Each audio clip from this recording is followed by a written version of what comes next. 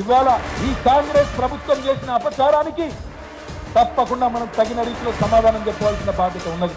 అందుకే ఈ వేదిక ద్వారా టీఆర్ఎస్ కుటుంబ సభ్యులందరికీ, రాష్ట్రంలో తెలంగాణ ఉద్యమంలో పాల్గొన్న ప్రతి ఒక్క ఉద్యమకారుడికి, ప్రతి ఒక్క ఉద్యమ బిడ్డకు నేను విజ్ఞప్తి చేస్తా ఉన్నా. 2 పనులు చేద్దాం. మొట్టమొదటిది, ఖచ్చితంగా తెలంగాణ తల్లిని బ్రహ్మాండంగా 2007లో ఏ తల్లి అయితే ఉద్యమంలోంచి ఉద్భవించిందో, రేపటి నుంచి సోషల్ మీడియాలో, మీ వాట్సాప్ డీపీలలో, సోషల్ మీడియాలో తెలంగాణ తల్లిని డీపీగా పెట్టుకుందాం. ఎవడు ఏం పీకుతాడో చూద్దామనే మాటను విజ్ఞప్తి చేస్తా ఉన్నాం.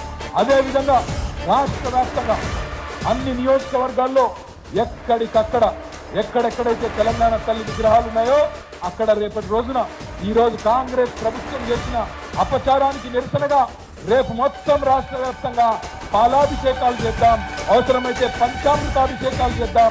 ఆ తల్లిని జరిగిన తప్పుకు క్షమాపణ అడుగుదాం.